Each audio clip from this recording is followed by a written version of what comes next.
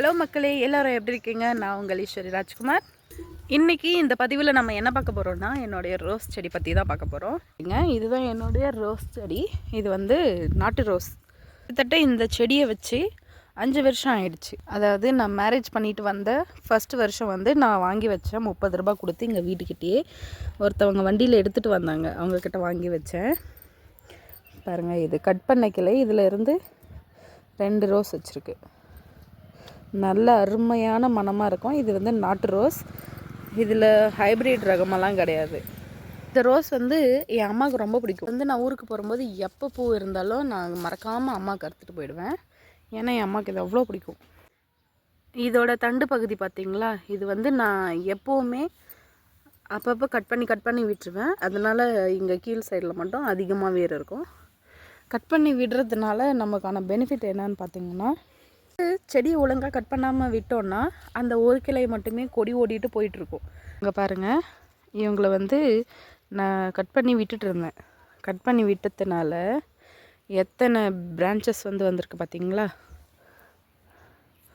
இவங்க ஒன்று, இவங்க ஒன்று, அப்புறம் இவங்க ஒன்று. ஆனால் ஒரு பிரான்ச்சஸ்லையுமே வந்து நல்லா கொத்தாக போகும். வெட்டி விட புது பிரான்ச்சஸ் வந்து நிறைய வரும்.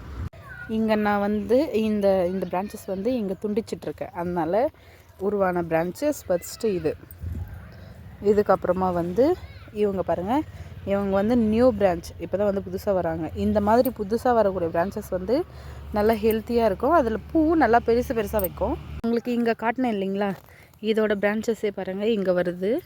இங்கே வந்து இந்த நுனியில் இங்கே ஜாயிண்ட் ஆகுதா, இது பாருங்கள். அதையும் நான் அங்கே வந்து வெட்டி விட்டுட்ருக்கேன். அதனால் இங்கே வெட்டினதுலேருந்து ஃபஸ்ட்டு வந்த பிரான்ச்சஸ் தான் வந்து இதில் வந்து ரோஸுமே பாருங்கள், இதெல்லாம் பறித்தது தான். எவ்வளோ பெருசாக இருக்குதுன்னு சொல்லிட்டு பாருங்கள். ஒரு சிலதில் வந்து குட்டி பிரான்ச்சஸ் தான் வரும். பாருங்கள், இதை இங்கே முடிச்சிட்டேன்னா இந்த கணு பகுதியிலேருந்து இங்கே ஒரு பிரான்ச்சஸ் வந்து இதில் ஒரு மொட்டு இருக்கா. அதே மாதிரி பாருங்கள், இது ஃபுல்லாகவே வந்து புது தளிர் தான். அது பாருங்கள், அதுவும் ஒரு பிரான்ச்சஸ் தான். அதில் எத்தனை மொட்டு இருக்குன்னு பாருங்கள். நான் உங்களுக்கு இன்னொரு புது பிரான்ச்சஸும் காட்டுறேன் வாங்க. இவங்களும் பாருங்கள், இதோ தெரியுதா, இது இப்போ தெரியுதா, இந்த பிரான்ச்சஸ்லேருந்து வரக்கூடியது தான் இந்த பிரான்ச். இதில் பார்த்திங்களா, இதில் எத்தனை மொட்டு இருக்குதுன்னு சொல்லிட்டு நம்ம கட் பண்ணி விட தான் நிறைய புது துளிர்கள் வந்து வருது. இது ஒன்று, அது ஒன்று. இங்கே மேலே இருக்கிறது ஃபுல்லாகவே வந்து வெட்டி விட்ட பின்னாடி வந்து புது தளிர்கள். பாருங்கள், இங்கே ஒன்று குட்டிஸாக இருக்கா, அது வெட்டி விட்டுட்ருக்கேன். அதுலேருந்து இது நீட்டாக வந்துட்டுருக்கு. இந்த மாதிரி வரக்கூடியது எல்லாமே வந்து நல்லா பூ வைக்கும். பாருங்கள், அதுக்குள்ளே என் பையன் வந்து இதை பிச்சுட்டு போயிட்டுருக்கான். கீழே எட்டக்கூடிய தூரத்தில் இருக்கிறதுனால இதில் முள்ளும் இல்லை. இங்கே வந்து நான் துண்டிச்சிட்டேன்.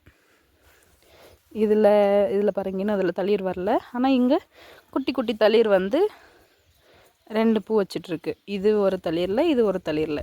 இந்த மாதிரி நம்ம குட்டி பிரான்ச்சஸ்லேருந்து வெட்டி விடுறதுலேருந்து இந்த மாதிரி குட்டி மொக்கு அண்டு குட்டி பூ வைக்குது. நம்ம நல்லா பெரிய தண்டை வந்து வெட்டி விட்டோம்னா அதிலேருந்து நல்லா ஹெல்த்தியாக வருது. பாருங்கள், இது வந்து பெரிய தண்டு. இதில் வந்து பாருங்கள், இது ஒரு தனியாக ஒரு பிரான்ச்சஸ் வந்திருக்கு. இதுலேயும் பூ வச்சு முடிச்சிருச்சு. அதுலேயும் இது இன்னொரு பிரான்ச் வந்துட்டுருக்கா. இவ்வளோதாங்க ரோஸ். இவங்க வந்து குட்டி கணு பகுதியிலேருந்து வந்திருக்காங்க. அதனால் இவங்களும் குட்டிஸாக தான் இருக்காங்க. அதிகமாக வந்து பூ ஆசைப்படுவாங்க. இங்கே ரோட்டில் போகிறவங்களே வந்து மேக்ஸிமம் மறுத்து வச்சுட்டு போவாங்க. நாங்கள்லாம் வந்து இது வேணாம் இருக்காதீங்க அப்படிலாம் சொல்ல மாட்டோம். அவங்க வருவாங்க, எடுத்துகிட்டு போயிடுவாங்க. ஒரு சிலர் கேட்பாங்க, ஒரு சிலர் கேட்க மாட்டாங்க. அப்படியே எடுத்துகிட்டு போயிடுவாங்க. நாங்களும் அதை பெருசாக கண்டுக்க மாட்டோம். நம்மக்கிட்ட இருக்குது, அவங்க எடுத்துகிட்டு போகிறாங்க. அவங்கக்கிட்ட இல்லை, அதனால் அவங்களுக்கு பிடிச்சிருக்க எடுத்துகிட்டு போயிடுறாங்க. அவ்வளோதான். அதுக்கு வந்து அப்ஜெக்ஷன்லாம் சொல்ல மாட்டோம்.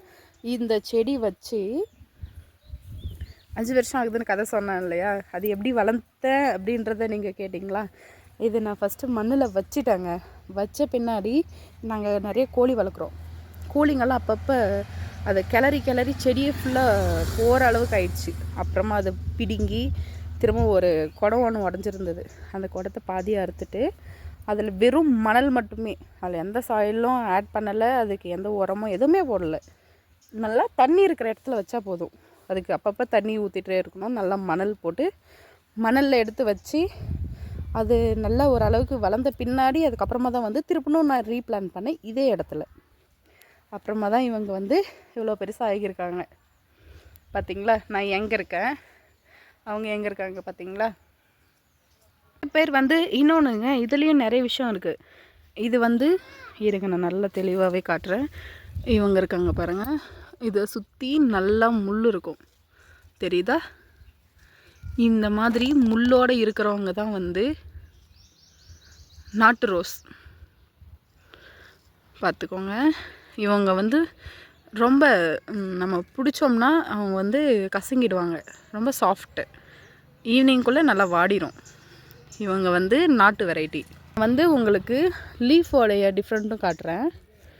இவங்க வந்து நம்ம இந்த மாதிரி புது பிரான்ச்சஸ் வரும்போது மட்டும்தான் இந்த மாதிரி கொத்து கொத்தாக வைப்பாங்க. இவங்க மொட்டி பார்க்குறதுக்கு நமக்கு தனியாக தெரியும் பார்த்திங்களா, மேலே எவ்வளோ முள்ளாக இருக்காங்கன்னு சொல்லிட்டு. பாருங்கள், லீஃபும் இந்த மாதிரி இருக்கும். ஆனால் இது வந்து நான் எங்கள் பக்கம் அங்கன்வாடியில் இருக்க ஒரு செடியை வெட்டி போட்டிருந்தாங்க, அதுலேருந்து எடுத்துகிட்டு வந்து வச்சுருந்தேன். இங்கே வந்து பைப் உடஞ்சி இது நல்லா தண்ணி போயிட்டுருக்க இடம். அதாவது ஒரு நாள் விட்டு ஒரு நாள் கண்டிப்பாக இங்கே கம்பல்சரி தண்ணி நிரம்பும். அதனால் இங்கே ஊனி விட்டுருந்தேன்.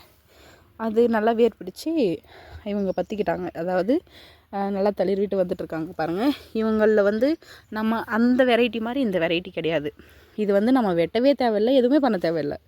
ஜஸ்ட் பூ விழுதா, அந்த பூ வந்து கிள்ளிவிட்டோம்னா போதும். இவங்க வந்து பாருங்கள், குட்டி பிரான்ச்சஸ் இவ்வளோ தான் இருக்காங்க. இதுக்குள்ளேயே வந்து பூ வச்சுட்டாங்க. இவங்கெல்லாம் நல்லா கொத்து கொத்தாக காய்க்கிற வெரைட்டி, அதாவது பூக்கிற வெரைட்டி. இவங்க வந்து நிறைய பேர் வந்து இதுதான் நாட்டு ரோஸ்ன்னு நினச்சிக்கிறாங்க. இதோட லீஃப் கூட பார்த்திங்கன்னா பாருங்கள், இவங்களோட லீஃப் வந்து நல்லா பெருசாக இருக்கும். இவங்க வந்து ஒரு ஆர்டிஃபிஷியல் லீஃப் மாதிரி இருக்கும். இருங்க காட்டுறேன், இங்கே பாருங்கள். அதுவும் இல்லாமல் இவங்க குட்டி குட்டியாக இருப்பாங்க, பார்க்கவே ஒரு ஷைனியாக இருக்கும். ஆனால் இவங்க அந்த மாதிரி இருக்க மாட்டாங்க. இவங்க நல்லா பெரிய பெரிய லீஃபாக தான் வைப்பாங்க. ஒரு ரோஸும் இனியும் சேர்த்து வச்சிட்டிங்கன்னா அது தாங்க பெஸ்ட் காம்பினேஷன். அப்புறம் பாருங்கள், இவங்க எங்கெங்கெல்லாம் தளிர் விட்டுருக்காங்களோ அங்கே எல்லா இடத்துலையுமே வந்து இவங்க கம்பல்சரி ஒரு குட்டி போட்டுருவாங்க பார்த்திங்களா. இதையும் கோழிங்க டிஸ்டர்ப் பண்ணிகிட்ருக்கு. ஆனாலும் இவங்க வந்து ஸ்ட்ராங்காக அதிலிருந்து எழுந்து வந்துட்டுருக்காங்க. எவ்வளோதாங்க. இதுக்கு வந்து நம்ம உரமும் பெருசாக கொடுக்க தேவையில்லை. அதுக்கு மழை தண்ணி இருந்தால் தாங்க எந்த ஒரு செடியுமே வந்து ஹெல்த்தியாக இருக்கும். இல்லைங்க, நான் தண்ணி நல்லா ததும்ப தான் வச்சுருக்கேன், ஆனாலும் அது சரியாக வரலன்னு சொன்னீங்கன்னா வரும். ஆனால் அவ்வளோ ஹெல்த்தியாக இருக்காது. எப்போவுமே வந்து மழை தண்ணிக்கு இருக்கிற மகிமை எதுக்குமே கிடையாதுங்க. மாறி அல்லது காரியம் இல்லைன்னு சொல்லுவாங்க. மாறினா மழை சொல்லுவாங்க, மழை இல்லைன்னா எதுவுமே கிடையாது. நான் வந்து அதுக்கு பெருசாக எந்த உரமும் கொடுக்க மாட்டேன். உங்களுக்கு அப்படி ஏதாச்சும் கொடுக்கணும் அப்படின்னு தோணுச்சுன்னா நீங்கள் வந்து நல்ல மக்கி போன மாடு அல்லது ஆடு அதோட சாணம் இருக்கு இல்லைங்களா, அந்த உரத்தை மட்டும் கொடுங்க போதும். வேறு எதுவுமே கொடுக்க தேவையில்லை. அப்பப்போ களை எடுத்து கொஞ்சம் கிளறி விடுங்க, அதுவே போதும். இல்லை இதுக்கும் மேலே எனக்கு இந்த மாதிரி தான் வேணும்னு நினச்சிங்கன்னா நீங்கள் வேறு ஏதாச்சும் வீடியோஸ் பார்த்து கூட அதுக்கு வந்து உரம் கொடுங்க, ஒன்றும் பிரச்சனை இல்லை. அது கூட எவ்வளோ கொடுக்கணும், இந்த செடிக்கு எவ்வளோ மெஷர்மெண்ட் கொடுக்கணும்னு சொல்லிட்டு கரெக்டாக பார்த்து கொடுங்க. இப்போ நான் காட்டின இந்த 2 வெரைட்டிஸ் ஆஃப் ரோஸ் செடிங்களும் வச்சுட்டிங்கன்னா உங்களுக்கு டெய்லி பூஜைக்கு பூவுக்கு பிரச்சனையே இருக்காது. எங்கேயாச்சும் போகிறோமா, பூ இல்லையா, ஜஸ்ட் ஒரு பூ தலையில் அறுத்து வச்சுட்டு போயிட்டோம்னா அதுவே போதுங்க. அதுவே தலை ரொப்பினா அந்த தலையில் வந்து அது அழகாக தெரியும். அவ்வளோதாங்க விஷயம். இந்த வீடியோஸ் பிடிச்சிருந்தா ஒரு லைக் அண்ட் ஷேர் கமெண்ட் பண்ணிவிட்டு போங்க. இது யூஸ்ஃபுல்லாக வீடியோவாக இருந்தால் மட்டும் பண்ணுங்கள். பயனுள்ள தகவலோடு அடுத்த வீடியோவில் பார்க்கலாம். Stay tune. தேங்க்யூ ஃபார் வாட்சிங். பாய்.